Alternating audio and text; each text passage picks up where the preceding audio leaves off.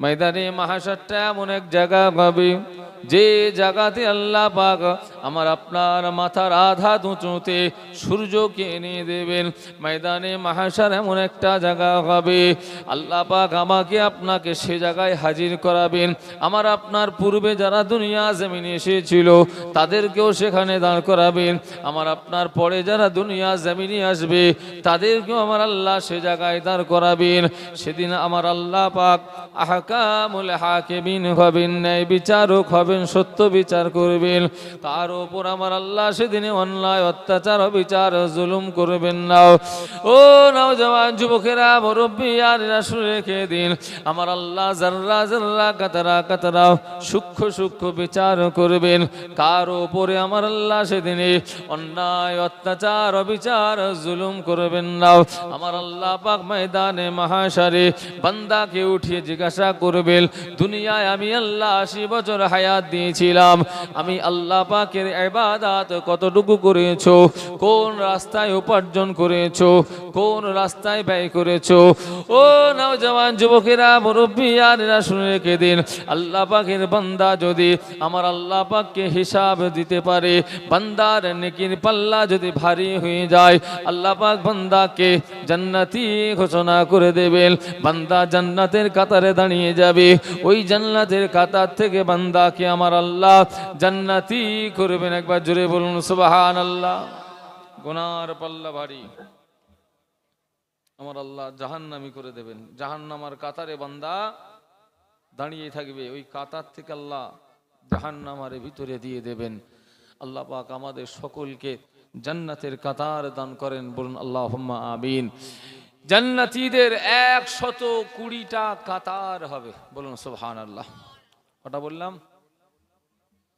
120টা। আর এই 120টা কাতারের ভিতরে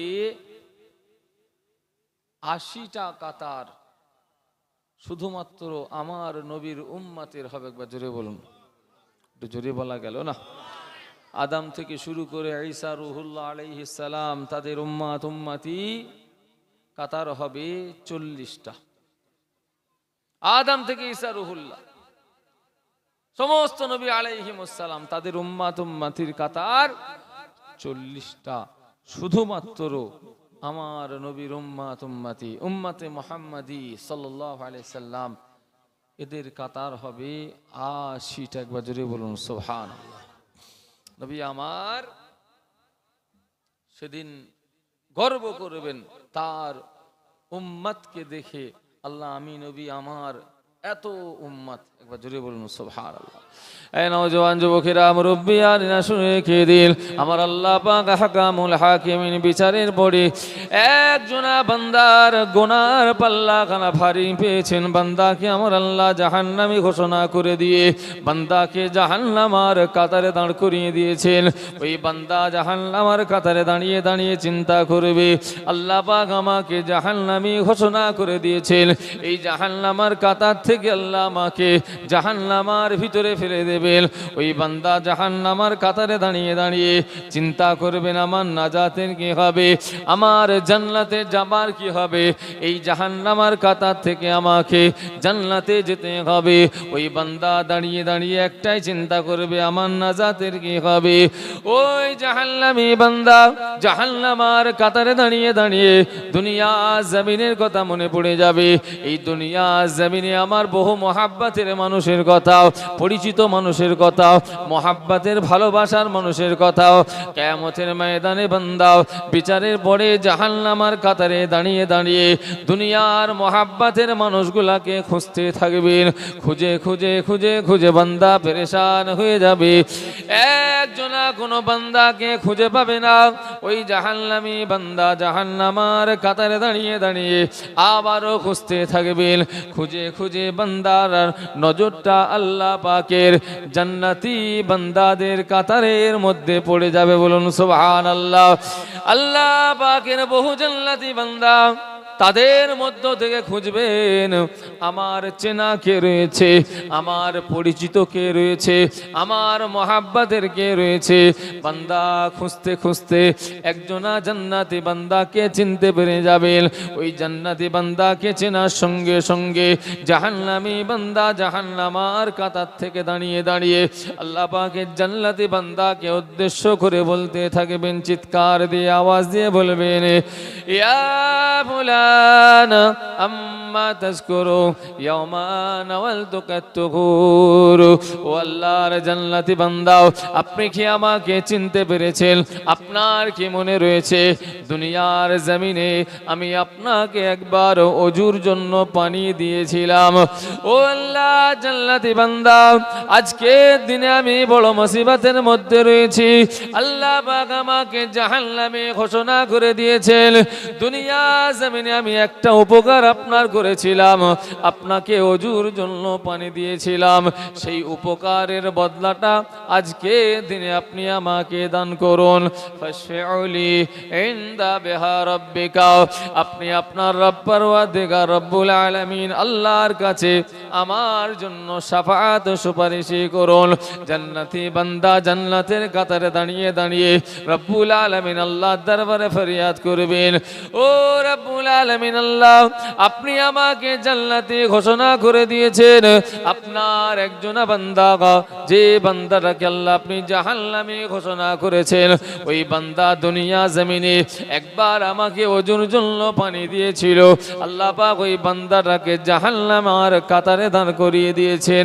আল্লাহ আমি আপনার জান্নাতি বান্দা, আপনার কাছে শাফাআত করি আল্লাহ, আপনি ওই বান্দাটাকে নাজাত দিয়ে দিন। আল্লাহ আপনি বান্দাকে নাজাত দিয়ে দিন।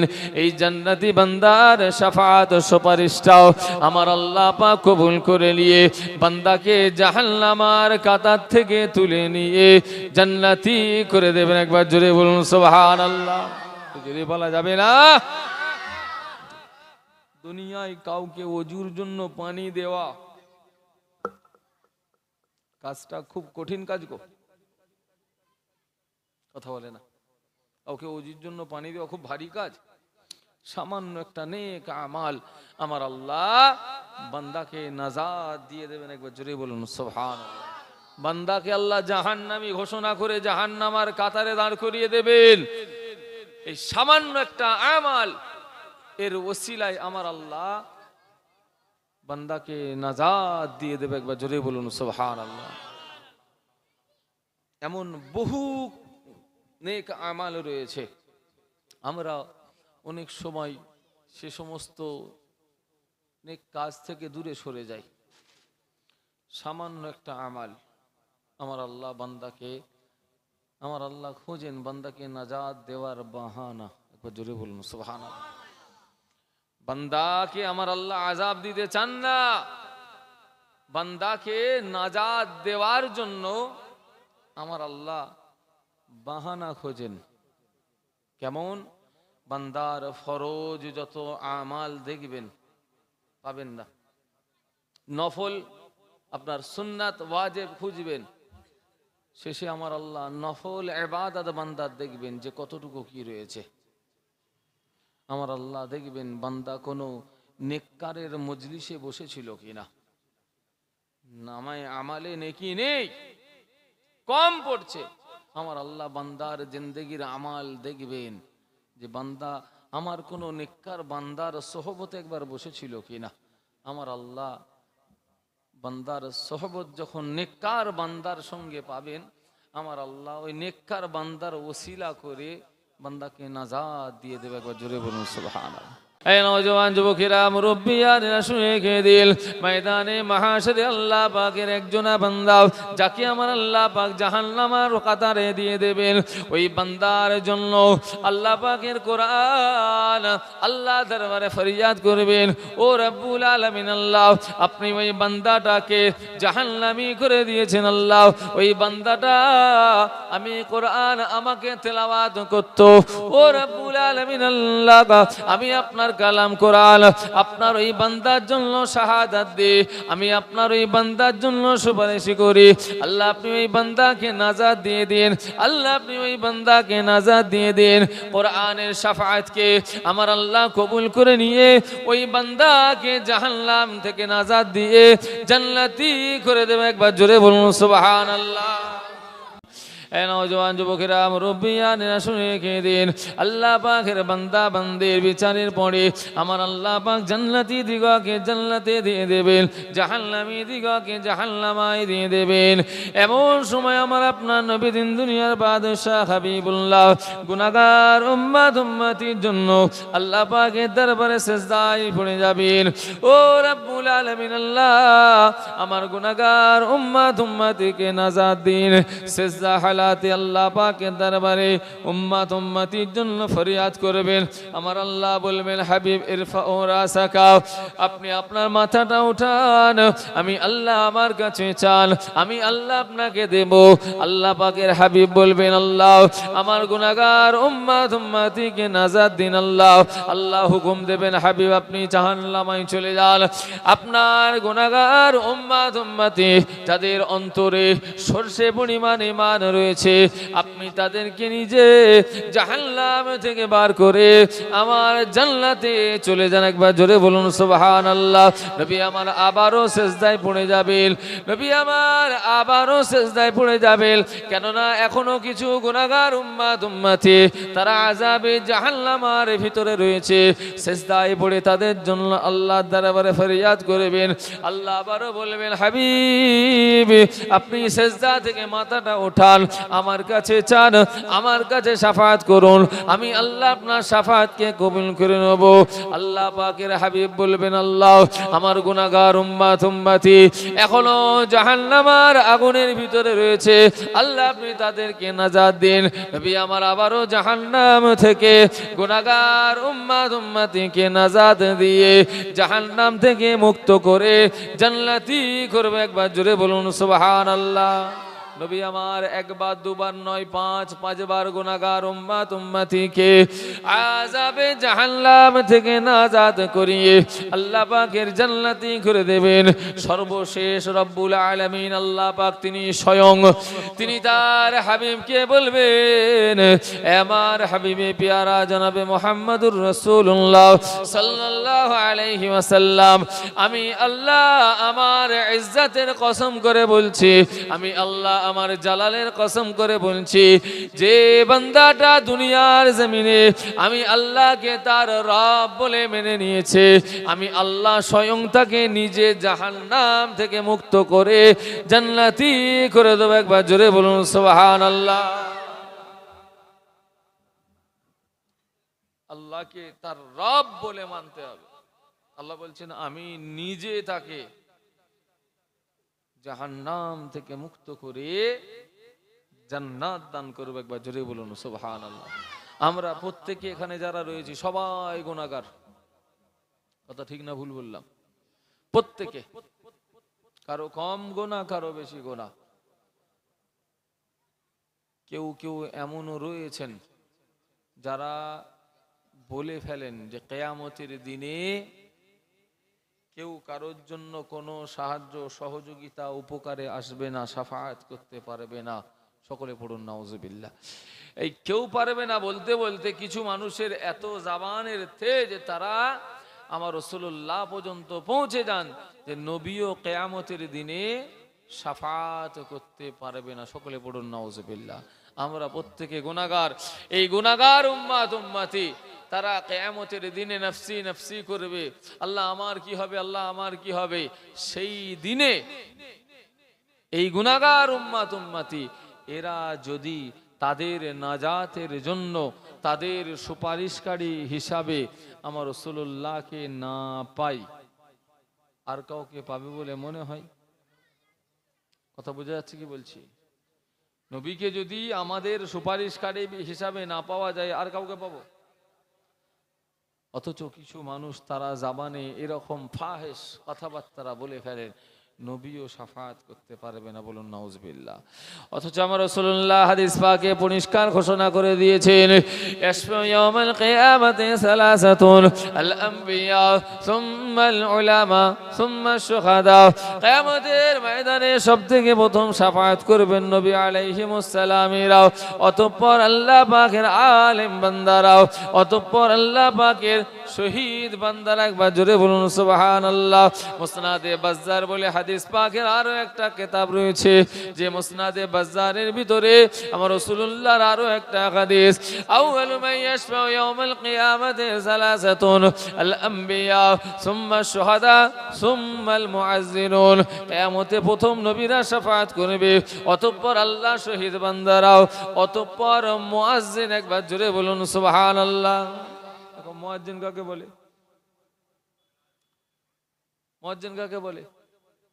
একটু কথা বলেন। যিনি মসজিদে আজান দেন তাকে মুয়াজ্জিন বলা হয়। আল্লাহ রাসূল বলেছেন মুয়াজ্জিন কিয়ামতের দিনে শাফাআত করবে। একবার জোরে বলুন সুবহানাল্লাহ। জান্নাতীরা জান্নাতে, জাহান্নামীরা জাহান্নামে।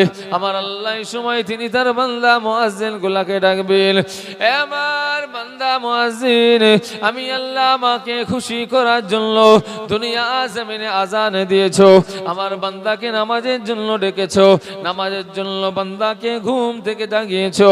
আমি আল্লাহ আজ তোমার উপরে সন্তুষ্ট খুশি রাজি হয়ে গেলাম। এ আমার বান্দা মুয়াজ্জিন, যাও চলে যাও জাহান্নাম আমার ভিতরে। তোমার যত চেনা পরিচিত মানুষ রয়েছে তাদেরকে তুমি নিজে জাহান্নাম থেকে বার করে আমার জান্নাতে প্রবেশ করো। একবার জোরে বলুন সুবহানাল্লাহ। মুয়াজ্জিনের সম্মান বেশি না ইমামের? কথা বলে না?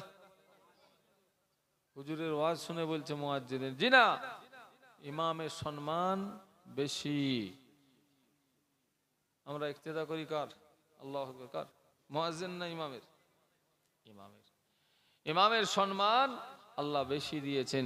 মুয়াজ্জিন যদি শাফাআত করতে পারে, ইমাম তাহলে পারবে না? মুয়াজ্জিন যদি শাফাআত করে, ইমাম পারবে না? তো আপনার মসজিদের ইমাম তিনি যদি শাফাআত করেন, আমার আল্লাহ যাকে কুল কায়নাতের ইমাম করেছেন, সমস্ত নবীদের সরদার করেছেন, দো জাহানের বাদশাহ করেছেন, তিনি শাফাআত করতে পারবে না? আস্তাগফিরুল্লাহ আল আজিজ। আমার রাসূল পাক সাল্লাল্লাহু আলাইহি ওয়াসাল্লামের দরবারে একজন ফেরেশতা এসেছেন। ফেরেশতা আল্লাহ পাকের দরবারে ইজাজত নিয়েছেন, আল্লাহ আপনি আমাকে অনুমতি দেন, দুনিয়ায় যাব, আপনার হাবিবের দরবারে যাব, আপনার হাবিবকে গিয়ে সালাম দেব, আবার ফিরে চলে আসবো। ফেরেশতা আল্লাহকে বলেছেন, আল্লাহ আমাকে একবার অনুমতি দেন, পৃথিবীর জমিনে আপনার হাবিবের কাছে যাব, আপনার হাবিবকে সালাম দেব, আবার ফিরে আসব। আমার আল্লাহ ওই ফেরেশতার আবেদনকে মঞ্জুর করে নিয়েছে। একবার জোরে বলুন সুবহানাল্লাহ। ফেরেশতাকে আমার আল্লাহ বলছেন, আমার ফেরেশতা আমার হাবিবের দরবারে যাবে, আমি আল্লাহ আমার কাছ থেকে দুটো জিনিস নিয়ে যাও। দুটোর একটা আমি আল্লাহ আমার হাবিবকে নেওয়ার ইখতিয়ার দিয়েছি। এটা আমার হাবিবকে বলবে, দুটো জিনিস নিয়ে যাবে, একটা নেওয়ার ইখতিয়ার আমি আল্লাহ দিয়েছি, এটা হাবিবকে বলে দেবে, দুটোই ফেরেশতা আল্লাহর হুকুম পাওয়া মাত্রই দুনিয়ার জমিনে আল্লাহ পাকের হাবিবের দরবারে এসে হাজির। একবার জোরে বলুন সুবহানাল্লাহ। আসসালাতু ওয়াসসালামু আলাইকা ইয়া রাসূলুল্লাহ ইয়া হাবিবাল্লাহ।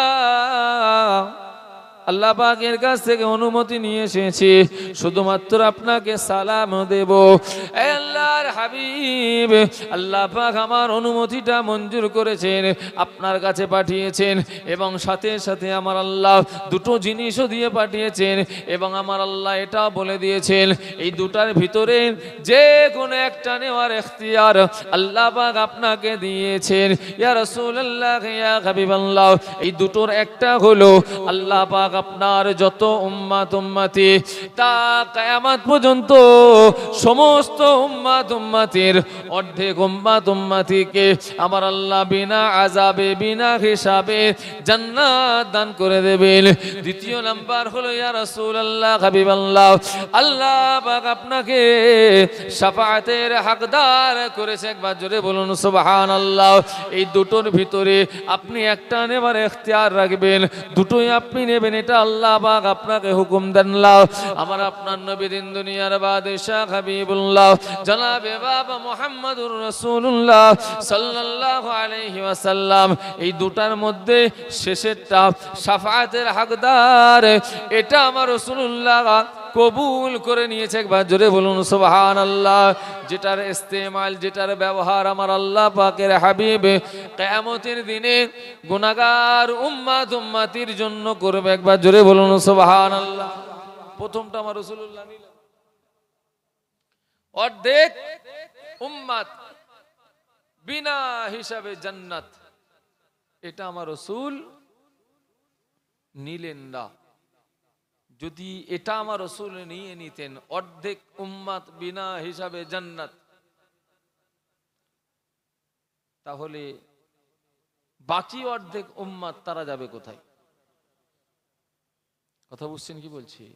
অর্ধেক তো বিনা হিসাবে জান্নাত আল্লাহ দিয়ে দেবেন, বাকি অর্ধেক জাহান্নামায়। তাহলে আমার রাসূলুল্লাহর অর্ধেক উম্মাত জান্নাতের ভিতরে আল্লাহর নেয়ামত রহমত বরকত নিয়ে থাকবে, আর বাকি অর্ধেক জাহান্নামায় আযাব কষ্টের ভিতরে ঝুলবে। এতে আমার রাসূল খুশি হবেন? তো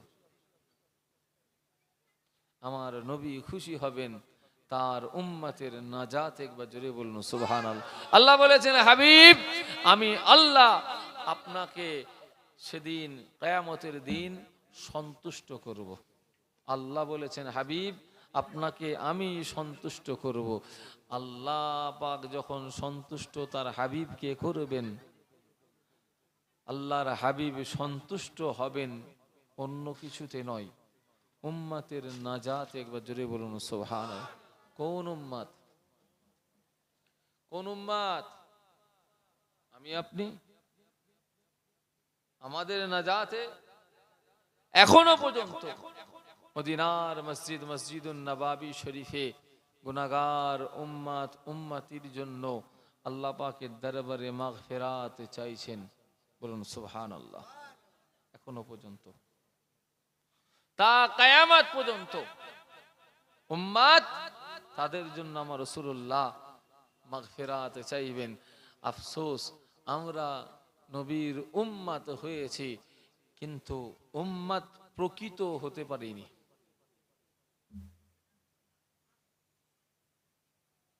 দুনিয়ার জিন্দেগিতে হায়াতে তাইয়্যিবায় আমার রাসূলুল্লাহ কত কষ্ট পরিশ্রম করেছেন। ইহুদি মুশরিক জালেম তাদের দ্বারাই কত না অত্যাচার সহ্য করেছেন। সাহাবায়ে কেরামেরা তাদের জায়গা জমি বিষয় আশায় ধন সম্পদ সব কিছু ত্যাগ করে দিয়েছেন, দেশ ছেড়ে দিয়েছেন, নিজের জীবনটাকেও দুশমনের সামনে বিলিয়ে দিয়েছেন।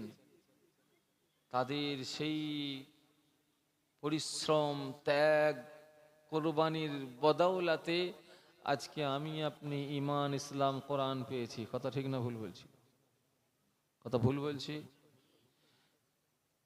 আমি আপনি সেই দ্বীন ইসলাম শরিয়ত পাওয়ার পর, কোরআন পাওয়ার পর আমার আপনার চলন বলন ওঠা বসা কোরআন মোতাবেক হলো না, সুন্নাত মোতাবেক হলো না। কালচার আমার আপনার ইহুদি খ্রিস্টান নাসারা পশ্চাত্যের অনুসরণে আমি আপনি আধুনিক হতে চেয়েছি, আধুনিক থেকে অত্যাধুনিক হতে গিয়ে আমার মূল অস্তিত্বকে হারিয়ে ফেলছি।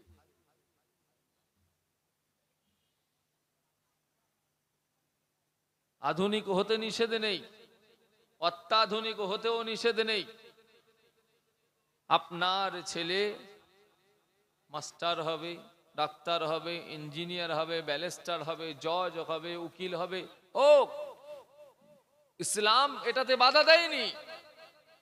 কিন্তু আপনার ছেলেটা সাবালক হয়ে গেল, যুবক হয়ে গিয়েছে, বিবাহের উপযুক্ত হয়ে গিয়েছে, উপার্জন করতে শিখেছে, বৃদ্ধ হয়ে গিয়েছে, খাটিয়ায় উঠে পড়েছে, আপনি বাপ হিসাবে তাকে এখনো পর্যন্ত কোরআনের তালিম দিতে পারলেন না। এমন আমার সমাজে বহু ছেলে রয়েছে সূরা ফাতিহা ঠিক মতো পড়তে পারেনি, শুনে শুনে মুখস্থ করেছে ঠিক, এক পাতা কোরআন পাক যদি খুলে দেওয়া হয় পড়তে পারবে না। দেখো কথাগুলো আমার খুব বলা ভুল হচ্ছে, একটু কথা বলেন, কথাগুলো বলা ভুল হচ্ছে। আপনি ভুলটা করেছেন, আমি ভুলটা করেছি, আমার দ্বারাই হয়ে ওঠেনি আর পড়া, কিন্তু চেষ্টা করতে হবে আমি যে ভুলটা করেছি আমার পরবর্তী প্রজন্ম, আমার আল আওলাদ সন্তান, এরা যেন এ ভুলটা না করে। কথা বুঝাতে পারছি? আমার তো যা হবার হয়েছে, আল্লাহ আমাকে মাফ করেন, আমাদেরকে আল্লাহ মাফ করেন, বলুন আল্লাহুম্মা আমিন। আমার পরবর্তী প্রজন্ম এরা কমপক্ষে দিনের মৌলিক বিষয়গুলোর উপরে যেন জ্ঞান অর্জন করে। আল্লাহ তৌফিক দান করেন, বলুন আল্লাহুম্মা আমিন। আপনাদের এই মাদ্রাসায় এসে যতটুকু কথাবার্তা শুনলাম আলহামদুলিল্লাহ, শুধুমাত্র যে কোরআনের তালিম দেওয়া হয় তা নয়, তাই তো নাকি? শুধু যে হেফজ বিভাগ খুলে বসেছেন তা নয়, তার সাথে সাথে আধুনিকতার সংমিশ্রণ করে একটা, যাতে পরবর্তীতে সে কর্মজীবনে যে কোনো একটা রাস্তা খুঁজে পায়, সেটার প্রস্তুতিও এখান থেকে সে সংগ্রহ করবে। আলহামদুলিল্লাহ, আল্লাহ পাক আমাদের সকলকে তৌফিক দান করেন, বলুন আল্লাহুম্মা আমিন। ছেলেদেরকে মাদ্রাসায় দেন, কোন ছেলে মাদ্রাসায় পড়বে এটা আমাদের সব থেকে বড় আফসোস, জানেন? অনেকের এই চিন্তা ভাবনা আমি বিশাল কিছু, আমি মানে অ্যারিস্টিকেটেড, আমি বিশাল পয়সাওয়ালা, তার মানে আমার ছেলে স্কুল মাস্টার ছাড়া অন্য কিছু হবে না, আমার অর্থ রয়েছে মানে আমার ছেলে ডাক্তার হবে, আমার অর্থ রয়েছে মানে আমার ছেলে বড় বিশাল অফিসার হবে। আর আমি কাঙাল, কিছু নেই আমার, একবেলা হয় একবেলা হয়নি, যা তুই মাদ্রাসায় যে পড়গে যা, কমপক্ষে দুবেলা তো পেট ভরে খাওয়া হবে। এটা আমাদের অনেকের চিন্তা ভাবনা, আফসোসের কথা বলছি গুলো, জানে তো। আর বেশিরভাগ মাদ্রাসাতে যে সমস্ত ছেলেগুলো পড়ে, এটা আপনারাও আমার সাথে একমত হবেন, সেখানে একদম নিঃস্ব অসহায়ের সংখ্যাটাই বেশি। খুব কম পার্সেন্ট যারা মানে অর্থশালী পরিবার থেকে বিলং করে, খুব কম পার্সেন্ট সেটা। তবে শিক্ষা অর্জনটা প্রত্যেকটা নরনারীর জন্য আল্লাহ ফরজ করেছেন। গরিবের ছেলেটা পড়বে, বড় লোকেরটা পড়বে না, বড় লোকের পড়বে, গরিবের পড়বে না। শরিয়তের হুকুম, আল্লাহ রসুলের হুকুম, প্রত্যেকটা মুসলমান নরনারীর জন্য শিক্ষা অর্জন করা ফরজ। তালাবুল ইলমি ফরিদাতুন আলা কুল্লি মুসলিমিন ওয়াল মুসলিমাত, প্রত্যেকটা মুসলমান নরনারীর জন্য ফরজ। পৃথিবীর জমিনে ধর্ম অনেক রয়েছে, একটা পৃথিবীর জমিনে ধর্ম একটা আছে, বহু ধর্ম রয়েছে, তবে আল্লাহর কাছে মনোনীত ধর্ম হলো ইনদাল্লাহিল ইসলাম। ইসলাম হলো আল্লাহর কাছে মনোনীত ধর্ম। পৃথিবীতে যত ধর্ম রয়েছে কোন ধর্মেই প্রথম বলা নেই শিক্ষা, ইলম, জ্ঞান, একমাত্র ইসলাম এই শিক্ষাই প্রথমে দিয়েছে। আল্লাহ পাক তিনি তার হাবিবের উপরে প্রথম যে ওয়াহী পাঠালেন জিবরাইল আমিন মারফত হেরা গুহাতে, কি ওহিটা কি ছিল? ইকরা, পড়ুন, ইকরা পড়ুন। পড়া, জ্ঞান, শিক্ষা, এটা হলো ইসলামের প্রথম শিক্ষা। একবার জোরে বলুন সুবহানাল্লাহ। আর আমরা অনেকে চিন্তা করি ছেলে হয়েছে মানে ও খাটতেই হবে, উপার্জন করতে হবে, টাকা উপার্জনের মেশিন। আপনি যখন মায়ের গর্ভে ছিলেন, এই মায়ের গর্ভে থাকা অবস্থায় আপনার রিজিক আমার আল্লাহ ঠিক করে রেখেছেন। দুনিয়ায় আসেনি, তার পূর্বে আমার আল্লাহ আমার রিজিক লিখে দিয়েছেন। আমার আল্লাহ আমার তাকদিরে যতটুকু রিজিক লিখেছেন তার থেকে 1 চামচ বেশি চাল পাবেন কেউ? এক কথা বলে না। 1 চামচ বেশি চাল পাবেন? সময় অবশ্যই দরকার, প্রয়োজন। দুনিয়াবি জিন্দেগিতে টাকা পয়সা উপার্জনের প্রয়োজন আছে না নাই? অবশ্যই রয়েছে, তবে ধর্মকে বাদ দিয়ে নয়, শিক্ষা ছেড়ে দিয়ে নয়। শিক্ষা আগে ছেলে মেয়েকে দেন, তারা শিক্ষিত হোক। শিক্ষিত হলে সমাজ উন্নত হবে, শিক্ষিত হলে সমাজ উন্নত হবে। আম্মাজান আয়েশা সিদ্দিকা রাদিয়াল্লাহু আনহা, তানার কাছে একজন তাবেঈন এসেছেন।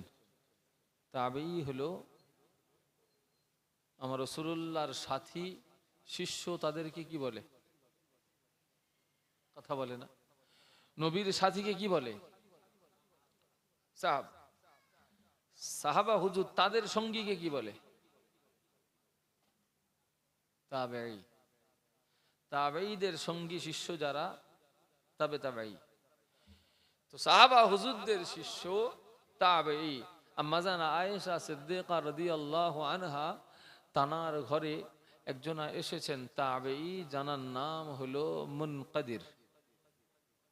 কি নাম বললাম? হযরতে মুনকাদির রাদিয়াল্লাহু আনহু। তিনি এসেছেন আম্মাজান আয়েশার কাছে। আম্মাজান, আমি খুব অসহায়, আমি খুব অসহায়, আমাকে আপনি কিছু দান করেন।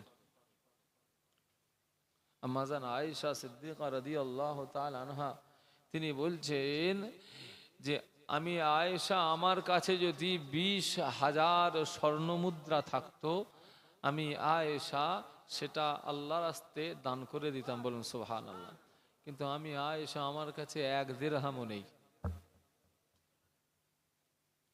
আমার কাছে 1 দিরহামও নেই।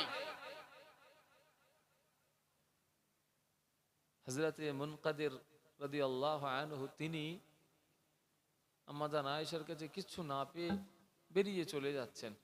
বেরিয়ে চলে গেছেন বেশ কিছুটা দূর। এমন সময় একজনা ব্যক্তি এসে আম্মাজান আয়েশাকে 20,000 স্বর্ণমুদ্রা হাদিয়া দিয়ে গেছে। একবার জোরে বলুন সুবহানাল্লাহ। আম্মাজান আয়েশা 20,000 স্বর্ণমুদ্রা হাতে পেয়ে লোককে পাঠিয়েছেন, যাও তো মুনকাদির কোথায় গেল, তাড়াতাড়ি ডেকে নিয়ে এসো। একজনকে পাঠিয়ে তানাকে তাড়াতাড়ি ডেকে নিয়ে এসে এই 20,000 মুদ্রা আম্মাজান আয়েশা তার হাতে দিয়ে দিলেন। একবার জোরে বলুন সুবহানাল্লাহ। হযরতে মুনকাদির তিনি ওই 20,000 স্বর্ণ মুদ্রা নিয়ে বাজারে গেলেন।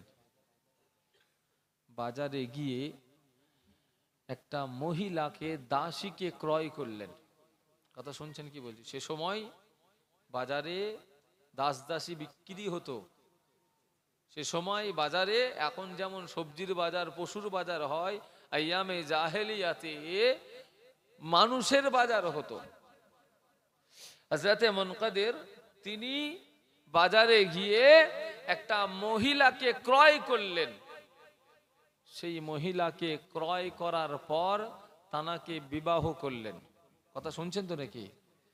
বিবাহ করার পর তার গর্ভ থেকে আমার আল্লাহ একটা বাচ্চা দিলেন, যার নাম হযরতে মুনকাদির রেখেছেন মুহাম্মদ।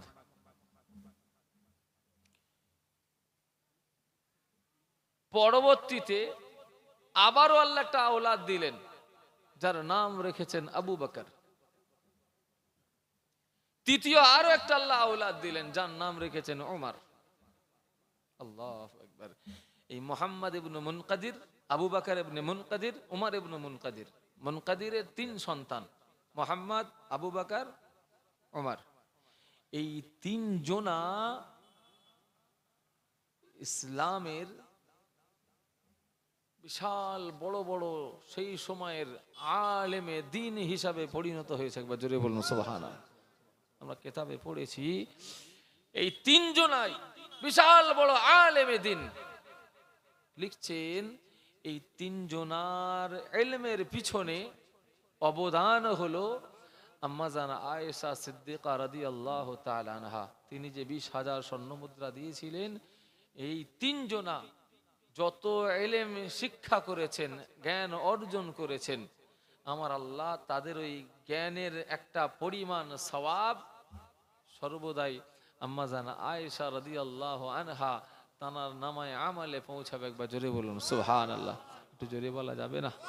ভাই আমার, আমরা এই মাদ্রাসার সঙ্গে যারা যুক্ত রয়েছে আলহামদুলিল্লাহ, আমরা এই মাদ্রাসার জন্য যতটুকু করি, যতটুকু আমাদের সামর্থ্য অনুযায়ী দান হোক, সাহায্য সহযোগিতা বুদ্ধি দিয়েও হোক, এটার জাযা আমার আল্লাহ অবশ্যই দেবেন, এই বিশ্বাস আমরা রাখি। তাই তো নাকি? আপনার ছেলে হয়তো হাফেজ হওয়ার জন্য দেননি, কিন্তু মাদ্রাসার বিল্ডিং এর সময় আপনি একটা ইট দিয়েছেন, 1 বস্তা বালি দিয়েছেন, একটা রড দিয়েছেন, 1 বস্তা সিমেন্ট দিয়েছেন। আল্লাহি, আল্লাহর কসম, ওই দানটা আপনার বিফলে যাবে না। এই হাফেজে কোরআন, কোরআন যে হেফজ করেছে, সে তো হেফজ করার জন্য সওয়াব পাবে।